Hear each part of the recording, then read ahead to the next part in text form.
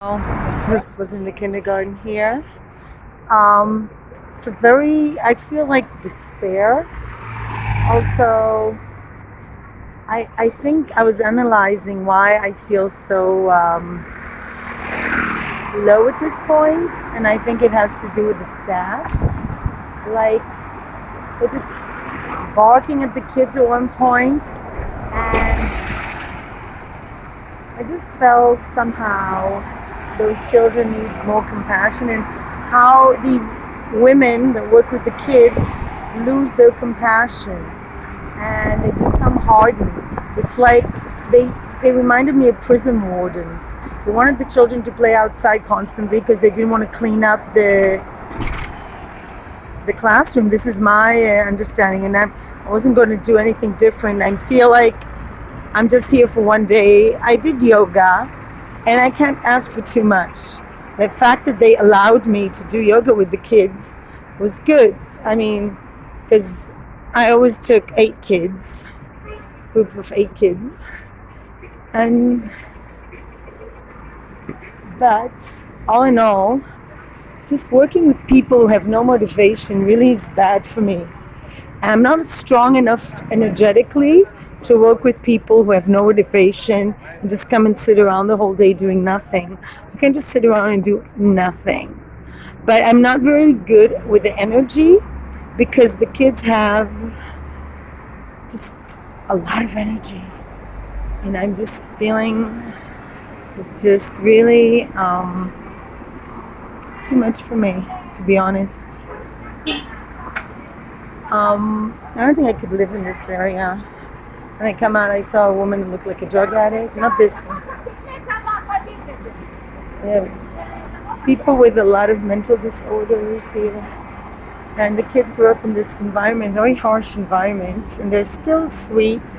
You wonder how long are they going to be this nice.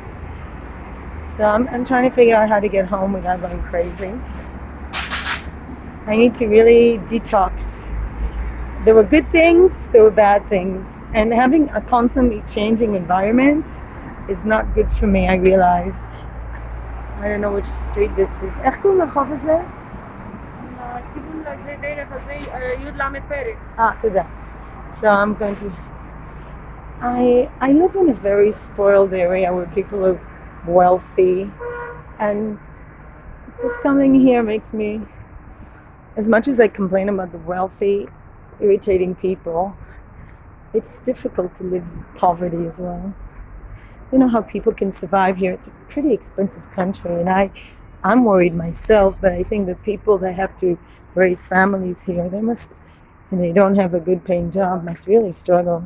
On the other hand, you have people throwing out stuff constantly in this country. I don't understand anything here. But now we're getting out of that area. I feel like almost a sigh of relief. The kids were very nice, but they were like really small. And I see the contrast between the Israeli kids and the kids that are refugees at the same age. They were really sweet. All the kids are sweet, but the staff is different. And to be honest, at first I gave her the benefit of the doubt, but they were nice, but they were women that were really hardened by life, and I just wonder, no, they don't seem to feel affection towards the kids at all. And I think that's pretty typical of all the women that I've seen, except one place. One place I saw, one of them was really nice with the kids, but most of them are not really nice with the kids. They don't really like the kids. They seem irritated by them. Maybe they have problems themselves. I can't judge people. I realize I judge other people too much as well, because you never know. I haven't walked in their shoes for 3 days. And I come and I do talk a lot. So I think it's better to reserve all I have to say to this channel, not to overwhelm people with my talking. I really enjoyed the kids, and I think that it's really sad that people work with kids don't enjoy working with kids. And yesterday I saw women who enjoyed working with kids. Today I saw a woman who didn't enjoy working with kids. Just, I don't know. I'm feeling like, low energy at the moment. I have no idea where I am. I'm thirsty. They were nice to me. They gave me a headache pills. To me, they were nice. But the kids, they seemed to irritate them, disgust them. I don't know what their deal was. But I can't really choose the staff I work with. And most often now I realize if there's a substitute job, it's going to be in this kids. It's not the kids that's the problem. The problem is the staff that works with these kids is usually not going to be the pick of the litter. How do you say it? And I don't want to be mean, but they're not nice. They're like, they weren't aggressive, but they were like nasty, passive aggressive sometimes. And coming to work where you hate the job and your heart doesn't open up to the kids seems to me pretty bad. Yeah, I can't judge. I'm definitely not in a position. I feel sanity the more I get away from that area. Try to read them a story, it was impossible. They lack language, they have such deficiencies, and it's not my job to. They did the yoga well, but they have such language deficits that I feel sad. They need to have really work with that. And if this was my job, I would do it, but it's not. I'm just substituting. I just feel like really sad. My headache is coming back. I'm trying to enjoy life again. I realize I'm a really idealistic person. Like the man whose street is named. Where's this Peretz? He was like a writer. Even writing now seems to me really. So let's talk about Isaac Loeb Peretz. He was born to a respectful traditional family, tutored in Hebrew grammar, German, and Russian. His mother's extreme religious outlook prevented his receiving systematic secular education, practiced law, and then he wrote in Polish. A few poems in Yiddish were not published. In 1875, he started to publish in Hebrew. You can imagine that. There were not many readers. It's an idealistic person. Peretz resumed writing poems and short stories. In 1888, he began to publish in Yiddish. At the end of the 1880s, a false accusation resulted in him losing his law license. Depressed, no saving, no prospect, he left Zamość and moved to Warsaw. There he joined a group making a statistical survey, leading him to visit many small towns and villages, collecting information about the life of the Jewish population. Oh, sounds like an interesting job. Back in Warsaw, the unemployed Peretz plunged into various social and cultural activities, lecturing in Hebrew, publishing Yiddish short stories. In 1891, he secured a permanent post as an official in the department in charge of burial sites of the Jewish community in Warsaw, a position he filled until his death. How sad. The 1870s, Peretz considered both Yiddish and Hebrew a temporary means for educating the masses until they could learn the language of their native country. After 1881 pogroms, however, his writing promoted nationalism, and since he had always been concerned with the fate of the underprivileged, his attitude towards Yiddish became more positive. He also wanted people to know Hebrew as well as the language of their country of birth. While Peretz wrote in Yiddish, he also continued his literary efforts in Hebrew. In 1901, his collected works, both in Yiddish and Hebrew, appeared first time.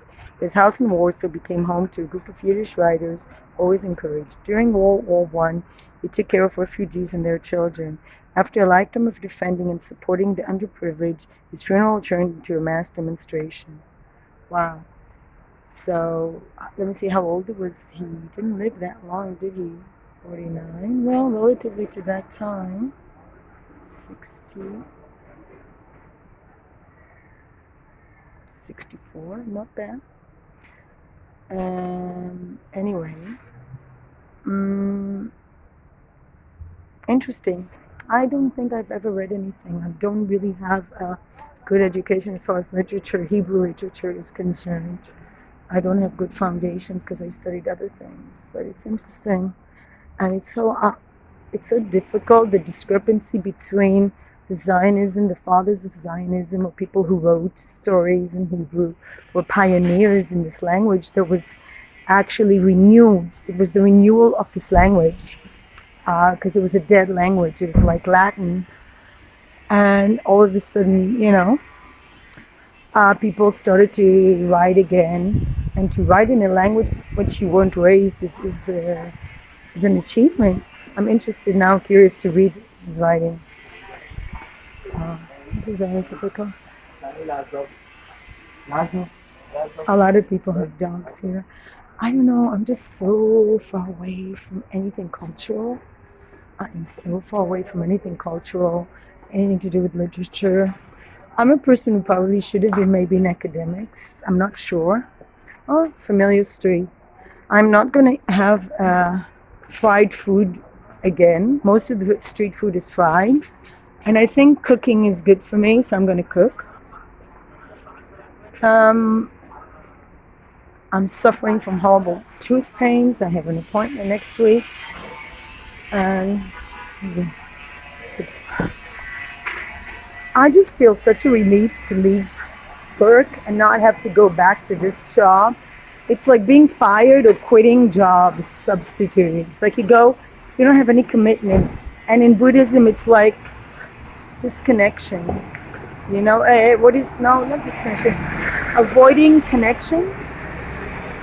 You don't have to connect to anything. I'm gonna